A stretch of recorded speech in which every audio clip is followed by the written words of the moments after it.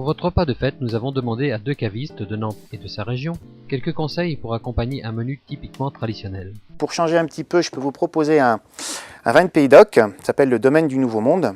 Donc ça n'a rien à voir avec les vins de l'hémisphère sud. C'est fait à base d'un cépage autochtone, c'est-à-dire qu'on ne retrouve que là-bas, qui s'appelle le Chazan. Ça reste un vin sec, fruité, très aérien. Il vous faut quelque chose de sec, si vous voulez. Il faut quand même un petit peu d'acidité dans le vin pour réussir l'alliance entre le vin et les fruits de mer. Et ce qui est très intéressant, c'est un vin blanc sec avec des petites notes mentholées très intéressantes. Et vous êtes sur un rapport qualité-prix très intéressant, vu que vous êtes sur un vin qui vous revient à moins de 5 €. On est à 4,40 €.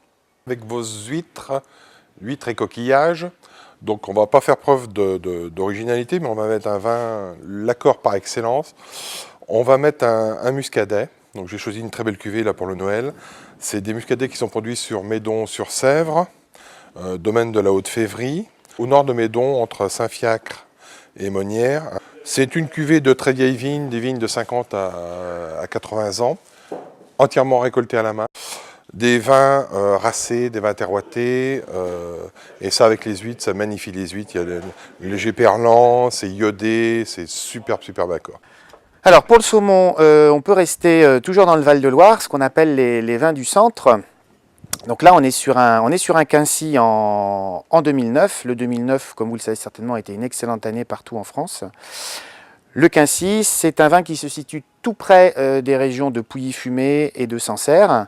C'est une appellation un petit peu moins connue. On est sur du Sauvignon, comme ses petits frères, c'est-à-dire un vin sec, très aromatique. C'est un vin avec un petit côté acidulé qui se marie très bien sur les poissons gras comme le saumon fumé, ce qui fait que vous avez une excellente alliance entre le goût un petit peu fumé de tout ce qui va être saumon, haddock ou truite fumée, et le côté un petit peu pierre à fusil, un petit peu minéral des sauvignons. Là on est entre 9 et 10 € la bouteille. Nos amis du Sancerrois et du Pouilly grimpent tout de suite à 12 ou 13 €. Donc saumon fumé, j'ai choisi de vous présenter une cuvée de Pouilly fumé, ou qui s'appelle également blanc fumé. Donc c'est des blancs du centre de la France qui sont produits dans le Cher. Le cépage c'est du Sauvignon. Donc on retrouve dans ce blanc le côté fumé qu'on peut retrouver dans le saumon, et là il y a un accord exceptionnel. Donc il y a le côté légèrement fumé, le côté un peu minéral, le côté un peu exotique. Donc Sauvignon qui s'appelle également blanc fumé, donc il porte bien son nom par excellence. Alors avec le foie gras, on va quand même éviter des vins trop liquoreux, trop sucrés. Moi je vous propose sur le foie gras un vin tendre, voire légèrement moelleux, donc vous avez quand même une sucrosité qui est présente. On est sur une appellation Coteau d'Anceny, et on est sur ce qu'on appelle un malvoisie. Le malvoisie, c'est le nom du cépage, c'est l'autre nom qu'on l'on donne dans la région au pinot gris que vous retrouvez en Alsace. Donc c'est un vin tendre, léger, qui est vraiment sur la fraîcheur, et qui en plus est produit à Carquefou. Donc à Carquefou, vous avez encore 10 hectares de vignes. Voilà, on est sur une bouteille aux alentours de 7 €. Donc au foie gras, je vais présenter deux alternatives. On a possibilité, donc par habitude, de mettre un moelleux. Donc là, j'ai choisi de vous présenter à la fois un moelleux, mais quelque chose qui soit plutôt demi-sec, parce que je n'aime pas trop les vins liquoreux pour pas non plus alourdir le menu. Donc je vous ai mis quelque chose de très rare, un vionnier de vendange tardive, produit dans les collines du Bourdic, au-dessus de Nîmes. Donc c'est des vionniers, c'est demi-secs, c'est des vionniers passerillés récoltés à surmaturité, qui sont donc demi-secs, avec le côté à la fois rose, fruits, abricots confits, extraordinaire avec le foie gras. Et puis l'alternative, ce qui va très très bien plutôt qu'un moelleux ou un liquoreux, je vous ai mis un bourgogne blanc. Donc on recherche le côté gras concentré des vins.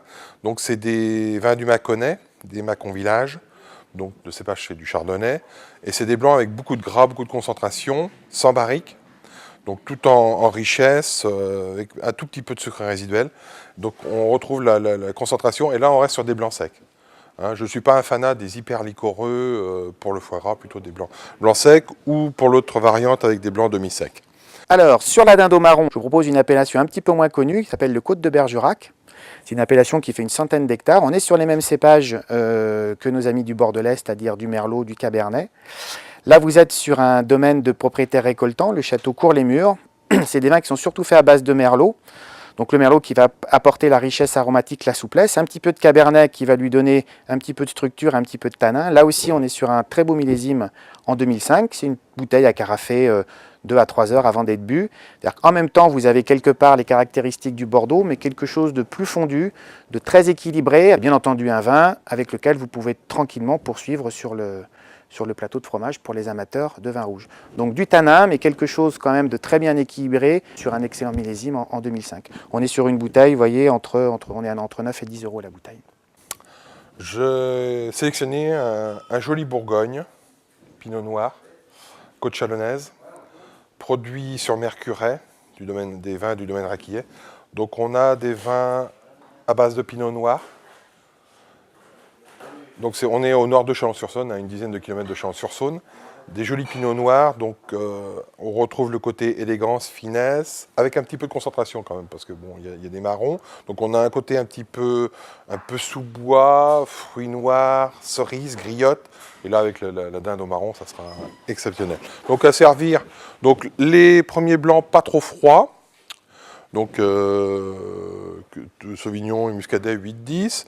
Les Bourgogne blancs 12 degrés. Et là, 14-16 degrés. Donc on reste dans les budgets 8-10 euros la bouteille en moyenne, donc on reste dans les budgets sans faire de folie, mais avec des jolies bouteilles. C'est vrai que par tradition en France, on a tendance à servir systématiquement du vin rouge. Un conseil important que je peux vous donner, c'est ne jamais sortir vos bonnes bouteilles, vos vieilles bouteilles sur du fromage. Il suffit que vous tombiez sur un fromage un petit peu fait, un petit peu fort, votre vieux Bourgogne ou votre vieux Bordeaux, il va être complètement cassé. Généralement, on conseille sur du fromage des vins blancs secs, comme le quincy dont je vous ai parlé tout à l'heure à base de Sauvignon qui est parfait sur les fromages de chèvre. C'est tout le problème également d'un plateau de fromage, c'est-à-dire vous vous retrouvez avec 7 ou 8 fromages de lait différents, de régions différentes et de goûts complètement différents. Dans l'absolu, n'importe quel vin rouge correct se mariera avec du fromage. Donc pensez aux vins blancs secs, les sauvignons sur les fromages de chèvre. Les pâtes cuites de Savoie par exemple sont parfaites avec des chardonnays. Le camembert, qu'on a toujours tendance à servir, effectivement se marie très bien avec du vin rouge, mais l'idéal, c'est de le servir avec du cidre. Pensez toujours à la région de production, ce qu'on fait au niveau spécialité régionale, tant au niveau, par exemple, des boissons, que ce soit du cidre, de la bière ou du vin, par rapport aux spécialités locales, en l'occurrence le camembert.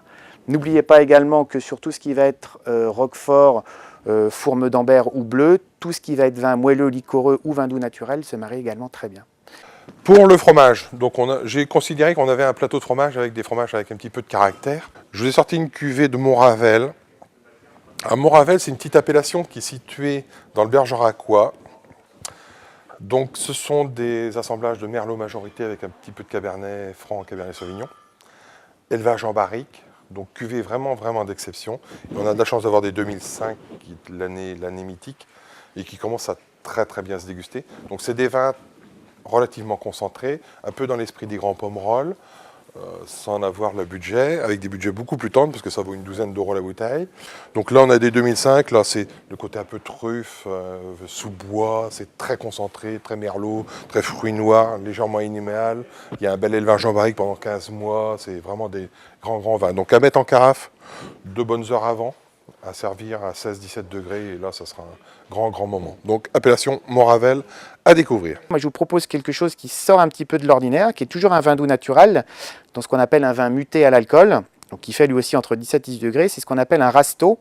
Donc, c'est fait dans la vallée du Rhône méridionale, c'est-à-dire on fait une saignée de rosé. Voilà, donc vous avez un jus très clair, vous voyez, c'est une très jolie couleur, qu'on mute à l'alcool pour devenir un vin doux naturel. C'est un vin doux naturel, on est vraiment sur des arômes de coin, d'abricots secs, sur des petits arômes cacaotés, de pralin, de caramel, très agréables sur un dessert à base de chocolat. À servir bien frais, sachant que pour l'alliance, vous n'avez pas besoin d'en boire beaucoup, un demi-verre par personne, c'est parfait.